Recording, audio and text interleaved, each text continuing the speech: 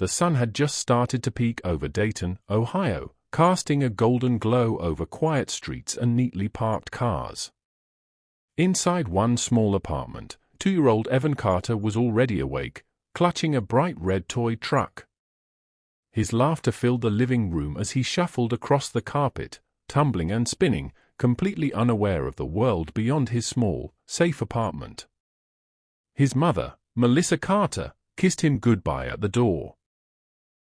She worked long shifts at a local distribution warehouse, and like so many parents across the U.S., she relied on someone she trusted to watch her child. That someone was Ryan Hale, her boyfriend of a year. He was 24, charming, and had seemed dependable. To anyone looking in, it was an ordinary Tuesday morning. The kind of day where routines go unnoticed and life feels predictable. But there was a tiny, almost invisible oddity. A calm in Ryan's demeanor that felt too steady, a quiet glance Evan gave him that lingered slightly too long.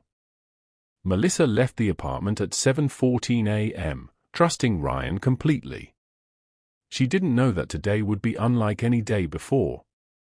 If you believe every child deserves protection, subscribe now, grow this channel to its first 100 subscribers and stay with us. This story will shock you. As the apartment door clicked shut behind Melissa, Evan's small hands waved goodbye, unaware that his world was about to shift. And just like that, what began as a perfect morning was quietly shattered. Evan played with his truck, the sound of his laughter bouncing off the walls, but what would happen in the next few hours was something no one saw coming. Hours later, at 10:46 p.m., emergency dispatch in Montgomery County received a call that would change everything. The call came not from Evan's home, but from a nearby apartment. The voice on the other end was calm, almost detached. "The child won't wake up." When first responders arrived, the scene was quiet. Too quiet. Nothing seemed out of place. No signs of a struggle, no overturned furniture, nothing. It was almost as if the apartment was waiting for them to notice something that wasn't immediately visible. Investigators immediately noticed small oddities. The apartment was too clean, eerily quiet, and strangely organized for the chaos such an event should have caused. Every surface was in its place, every toy neatly arranged, except for Evan's truck lying in the middle of the living room carpet. A chill ran through the responding officer as he glanced around. Something wasn't right, but what? Why was he there? What had happened before the call? If you were the first responder arriving on this scene, what would you think? Would you trust what you saw, or would you question everything? Comment below where you're watching from and what your first thought would be. At that moment, no one could have guessed how complex and mysterious this case would become. The first clue had arrived, but the puzzle was far from solved. The next morning, detectives from the Dayton Police Department began their investigation. Ryan Hale was interviewed at the station. Calm, cooperative, and seemingly honest, he described his day with Evan as routine.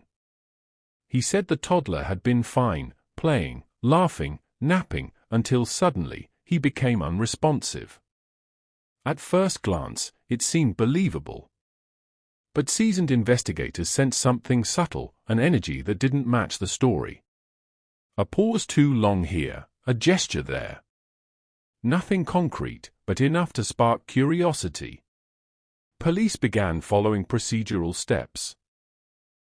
Knocking on neighbors' doors, reviewing the surrounding area for security cameras, checking phone records, and attempting to piece together a minute-by-minute timeline. Every detail mattered. And that's when the first small inconsistencies appeared. Ryan's account of his day didn't fully match the neighborhood witnesses' observations. Some events seemed out of order. Some questions, when asked a second time, received slightly different answers. Little by little, the cracks in Ryan's story were beginning to show, clues that would eventually lead detectives to uncover a truth far darker than anyone expected. Keep watching to see what detectives discovered. They didn't expect this. And remember, subscribe and hit the bell to never miss a story like this. Like and share if you're following this mystery unfold. You won't want to miss the next chapter. Detectives had been working quietly, collecting statements and reviewing footage, when the call came from the Montgomery County Medical Examiner's office. The voice on the line was steady but heavy. "We need you back. The results, they aren't what you expected." At the autopsy, the findings were shocking. The cause of Evan's death wasn't accidental. It was ruled a homicide. Detectives stared at the report, heart sinking. The quiet apartment, the calm demeanor, the routine day. It had all masked something darker. For the first time, they had proof that this wasn't a tragic accident. Now, every detail of Ryan's day came under scrutiny. The times he claimed Evan was napping didn't match neighbors' observations. One neighbor had heard crying around 3:18 p.m., a time when Ryan insisted the child had been calm and asleep. Another recalled seeing Ryan leave the building briefly, returning alone, which didn't fit his statements. The room was silent as detectives reviewed the inconsistencies. They knew something was wrong, but what? Something in the timeline didn't add up. And the detectives knew it. If you were piecing this together, what would you focus on first? Comment below your theories. The investigation began peeling back layers that no one had expected. Ryan Hale wasn't just the boyfriend everyone thought they knew. Digging into his background revealed small, unsettling details. Odd behaviors, brief stints at different jobs, and a past that left more questions than answers. Nothing screamed danger at first glance, but the pattern made detectives pause. Meanwhile, the neighborhood buzzed. Friends and neighbors whispered, posting speculation online. Social media lit up with theories. Was it an accident? Was Ryan hiding something? Everyone had an opinion, but no one had the facts. Detectives focused on digital breadcrumbs, phone records, app activity, even GPS pings. Tiny inconsistencies began to surface, calls that didn't match statements, movements that contradicted claims, small gaps in the day that could hide critical truths. The truth was closer than anyone imagined, but it wasn't fully revealed yet. Every clue felt like a tease, and every lead brought them just a little closer to the dark heart of what had happened. Hit like if you're following this mystery unfold. Detectives reconstructed the day minute by minute. Every second of Ryan Hale's movements, every phone ping, every neighbor sighting was plotted. And with each detail, the story grew more complex.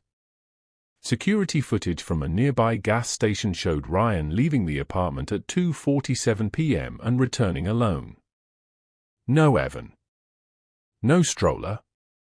No explanation. Police began piecing together the timeline like a jigsaw puzzle where some pieces were deliberately hidden. Each new piece raised more questions than it answered. Why did Ryan leave alone? What happened during those minutes? How could the timeline fit with the neighbor's observations and the autopsy results? Every detail mattered. Every second counted. The detectives felt the weight of responsibility. Missing even one clue could let the truth slip away. A gap in Ryan's timeline remained unresolved. It was small, almost invisible, but for the detectives, it was a key to understanding the unthinkable. What would you do if you were trying to find the truth in a timeline full of contradictions? Comment your theories below. Days passed, and the investigation seemed to stall. Despite the shocking autopsy, detectives had no direct evidence tying Ryan Hale to Evan's death. No witnesses came forward. Every door knocked on ended in silence. The timeline, though suspicious, offered gaps that no one could explain. Meanwhile, the public was divided. On social media, neighbors and strangers alike debated endlessly. How could a father figure do this? Maybe it really was an accident. The police are missing something obvious. Arguments flared, hashtags trended, and forums lit up with speculation. It seemed as though justice might slip through the cracks. Detectives, however, refused to give up. They retraced steps, revisited statements, and analyzed every small clue again. Yet Ryan remained calm, outwardly cooperative, giving nothing away. Then, unexpectedly, Ryan Hale made a move no one saw coming. He walked into the sheriff's office. The room went silent. Hit like if this twist surprised you. Subscribe to stay with us. What happens next will leave you speechless. Ryan Hale requested a lawyer. He sat down in the small interrogation room, eyes calm, hands folded. The detectives exchanged glances, tense but uncertain. And then, almost casually, he spoke. "I need to tell the truth." What followed stunned everyone. Ryan confessed. Every detail, every unspoken moment, was revealed. Detectives sat in stunned silence as the confession unfolded. The room's energy shifted instantly. The timeline, the autopsy, the small inconsistencies, all aligned perfectly now. The confession changed everything. But the bigger question remained, why confess now? What led Ryan to finally speak? Was it guilt, fear, or something else entirely? Comment below, what do you think made him finally tell the truth? Do you believe it was guilt, fear, or something more? The confession provided closure on the case itself. But for the community, the family, and the detectives, it opened new emotional wounds and left lingering questions. Even with the confession, some questions refused to be answered. Investigators wondered. Why had Ryan left those gaps in the timeline? Were there moments of warning that went unnoticed? How did trust blind everyone, including Evan's mother, Melissa? Melissa's grief was raw and unfiltered. She spoke publicly, tears streaming, warning other families. Trust carefully. Support each other.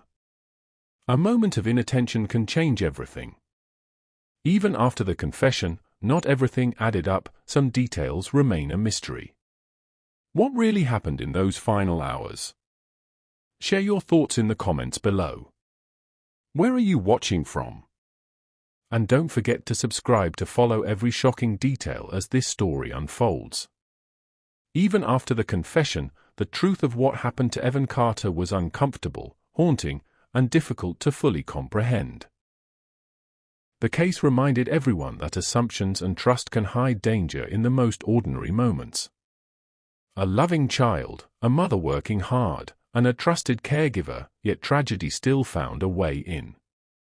Detectives and the community were left reflecting on what could have been missed. How could small clues go unnoticed? How could routine assumptions blind even those closest to the situation? These questions weighed heavily on everyone involved, from the investigators to Melissa herself. Melissa's grief remained raw and unending, but her voice carried a warning to all families. Be vigilant, but don't live in fear. Love and care deeply, but trust wisely. Support each other, because a moment of inattention can have unimaginable consequences. Even with Ryan Hale in custody, some details of that day remain unclear. Why exactly did he wait hours before confessing? What was happening during those unexplained gaps in the timeline? These lingering mysteries ensured that the story didn't end neatly. It left viewers questioning, reflecting, and even speculating. If this story shocked you, hit like and share it with someone who needs to hear it. Subscribe now for more gripping, story-driven cases like Evan's. These are stories you won't find anywhere else. Comment below, where are you watching from, And what would you have done if you were investigating this case? Your thoughts could start a conversation that helps others see the warning signs. Stay tuned, investigators are still reviewing evidence, and new details may emerge that could rewrite everything we think we know. This story isn't over, and the next revelation could be even more shocking.